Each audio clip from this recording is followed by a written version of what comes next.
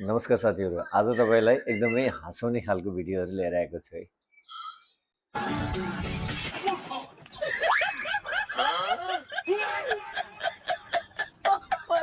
गयो खतम भयो। अब यहाँ चाहिँ यसले चाहिँ पैसा देखेर त्यहाँ अगाडि गएको हुन्छ, पैसा रुपल दोकानदारले देख्छ तान्यो।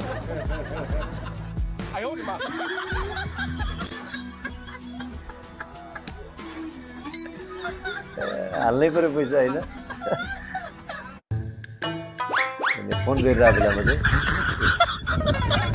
चप्पलमा गिल्ला ठोक्दैछ।